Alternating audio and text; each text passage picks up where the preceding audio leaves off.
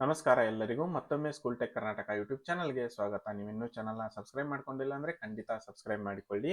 ನಾವಿವತ್ತು ನೋಡ್ತಾ ಇದ್ದೀವಿ ಕನ್ನಡ ರಾಜ್ಯೋತ್ಸವದ ಬಗ್ಗೆ ಪ್ರಬಂಧ 4ನೇ ನಂಬರ್ದಿದು, ಅಂದ್ರೆ 4 ಪೀಠಿಕೆ. ಕನ್ನಡ ರಾಜ್ಯೋತ್ಸವವು ಕರ್ನಾಟಕದ ಕನ್ನಡಿಗರ ಗೌರವ, ಆತ್ಮಸನ್ಮಾನ ಮತ್ತು ಏಕತೆಯನ್ನು ಪ್ರತಿಬಿಂಬಿಸುವ ಮಹತ್ವದ ಹಬ್ಬ. ಪ್ರತಿ ವರ್ಷದ ನವೆಂಬರ್ 1ರಂದು ಭಾರತದೆಲ್ಲೆಡೆ ವಾಸಿಸುವ ಕನ್ನಡಿಗರು ರಾಜ್ಯೋತ್ಸವವನ್ನು ಶ್ರದ್ಧೆಯಿಂದ ಆಚರಿಸುತ್ತಾರೆ. 1956ರಲ್ಲಿ ವಿವಿಧ ಕನ್ನಡ ಭಾಷಾಭಿಮಾನ ಪ್ರದೇಶಗಳನ್ನು ಒಗ್ಗೂಡಿಸಿ ಮೈಸೂರು ರಾಜ್ಯ ರಚಿಸಲಾಯಿತು. ನಂತರ 1973ರಲ್ಲಿ ಈ ರಾಜ್ಯಕ್ಕೆ ಕರ್ನಾಟಕ ಎಂಬ ಹೆಸರಿಡಲಾಯಿತು. ಈ ದಿನವು ಕನ್ನಡ ಭಾಷಾ, ಸಂಸ್ಕೃತಿ, ಪರಂಪರೆ ಮತ್ತು ನಮ್ಮ ಐತಿಹಾಸಿಕ ಹೋರಾಟಗಳ ನೆನಪನ್ನು ಹಂಚುವ ಸಂಭ್ರಮದ ದಿನವಾಗಿದೆ.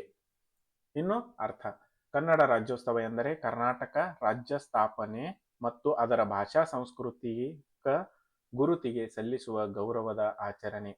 ಇದು ಕನ್ನಡಿಗರ ಏಕತೆ, ಕನ್ನಡ ಭಾಷೆಯ ಮಹತ್ವ ಮತ್ತು ಕರ್ನಾಟಕದ ಸಮೃದ್ಧ ಪರಂಪರೆಯನ್ನು ಸ್ಮರಿಸುವ ದಿನ.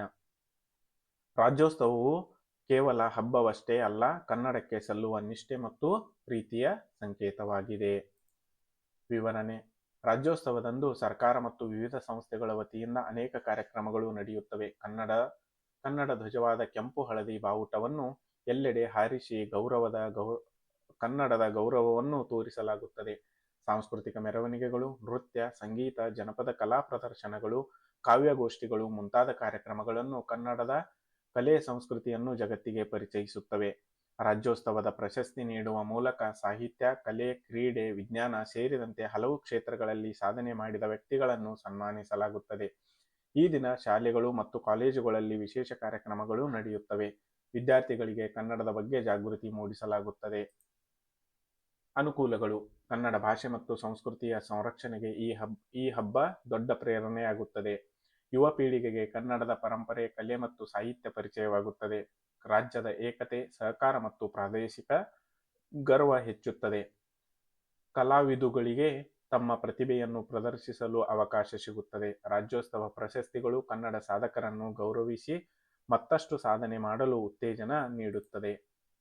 ಇನ್ನು ಅನಾನುಕೂಲಗಳು: ಕೆಲವು ಸ್ಥಳಗಳಲ್ಲಿ ರಾಜ್ಯೋತ್ಸವದ ಉದ್ದೇಶವನ್ನು ಮರೆತು ರಾಜಕೀಯ ಮತ್ತು ವಾದವಿವಾದಗಳಿಗೆ ಅವಕಾಶ ನೀಡಲಾಗುತ್ತದೆ. ಅತಿಯಾದ ಜಾತ್ರಾ ಹಬ್ಬಗಳಿಂದ ಸಾರ್ವಜನಿಕ ಸಾರಿಗೆ ಮತ್ತು ಸ್ವಚ್ಛತೆ ಸಮಸ್ಯೆಗಳು ಉಂಟಾಗಬಹುದು.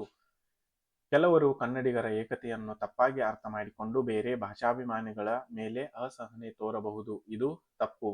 ನಿಜವಾದ ಭಾಷಾ ಪ್ರಚಾರಕ್ಕಿಂತ ಕೇವಲ ಒಂದು ದಿನದ ಆಚರಣೆಗೆ ಮಾತ್ರ ಸೀಮಿತವಾಗುವ ಅಪಾಯವಿದೆ.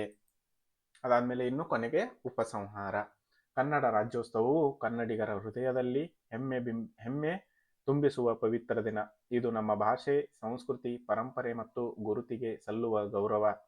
ಕನ್ನಡವನ್ನು ಮಾತಿನಲ್ಲಿ ಮಾತ್ರವಲ್ಲ, ದೈನಂದಿನ ಜೀವನದಲ್ಲಿ ಬಳಸುವ ಮೂಲಕ ಮತ್ತು ಮುಂದಿನ ಪೀಳಿಗೆಗೆ ಕನ್ನಡ ಪ್ರೇಮವನ್ನು ಹಂಚುವ ಮೂಲಕ ಈ ಹಬ್ಬ ಅರ್ಥಪೂರ್ಣತೆಯನ್ನು ಹೆಚ್ಚಿಸಬೇಕಾಗಿದೆ. ಎಲ್ಲ ಕನ್ನಡಿಗರೂ ಒಟ್ಟಾಗಿರಲಿ, ಕನ್ನಡವು ಸದಾ ಬೆಳಗಿರಲಿ ಎಂಬ ಸಂದೇಶವನ್ನು ಜೀವಂತವಾಗಿಡುವುದು ನಮ್ಮ ಕರ್ತವ್ಯ. ಹೀಗಾಗಿ ಕನ್ನಡ ರಾಜ್ಯೋತ್ಸವವು ಕನ್ನಡ ಭೂಮಿಯ ಗರ್ವದಿಂದ ಹುಟ್ಟಿದ ಗರ್ವ ಮತ್ತು ಸಾಧನೆಯ ಸಂಭ್ರಮವಾಗಿದೆ. ಸೊ ಇಲ್ಲಿಗೆ ಕರ್ನಾಟಕ ರಾಜ್ಯೋತ್ಸವದ ಬಗ್ಗೆ ಪ್ರಬಂಧ ಮುಗಿದಿರುತ್ತದೆ. ನೀವು ಇನ್ನೂ ಸ್ಕೂಲ್ ಟೆಕ್ ಕರ್ನಾಟಕ ಯೂಟ್ಯೂಬ್ ಚಾನಲ್ನ ಸಬ್ಸ್ಕ್ರೈಬ್ ಮಾಡ್ಕೊಂಡಿಲ್ಲ ಅಂದ್ರೆ ಖಂಡಿತ ಸಬ್ಸ್ಕ್ರೈಬ್ ಮಾಡಿಕೊಳ್ಳಿ. ಅದೇ ರೀತಿ ಈ ವಿಡಿಯೋ ಇಷ್ಟವಾಗಿದ್ದಲ್ಲಿ ಲೈಕ್ ಮಾಡಿ, ಕಮೆಂಟ್ ಮಾಡಿ ಹಾಗೂ ತಪ್ಪದೇ ಶೇರ್ ಮಾಡಿರಿ. Thanks for watching. ನಾವು ಮತ್ತೆ ಮುಂದಿನ ಪ್ರಬಂಧದಲ್ಲಿ ಭೇಟಿಯಾಗೋಣ.